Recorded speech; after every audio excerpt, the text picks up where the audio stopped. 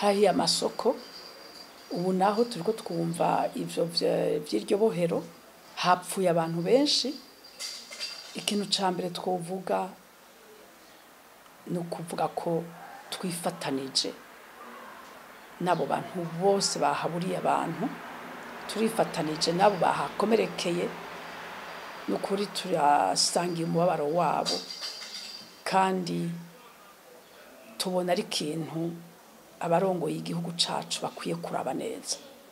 Ibi bintu ntibishobora kubandanya gutya. Turiko turasambura igihugu, turiko turasambura Burundi.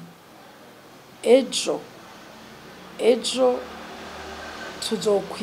tuzosura kugira ngo iyo ndabimenya mbega ni kuki nabigize. Nukuri ntaco bimaze gukora ibintu bene ivyo.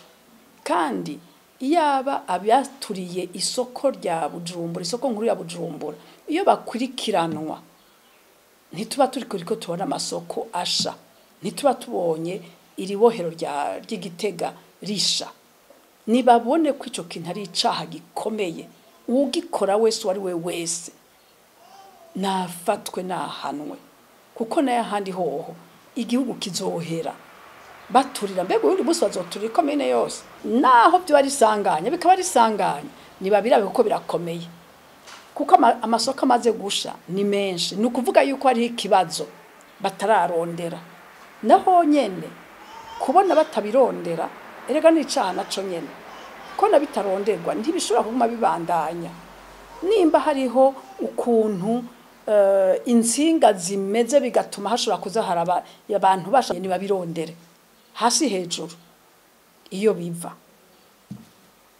biveho, kuko n'ahandi abantu bazohera.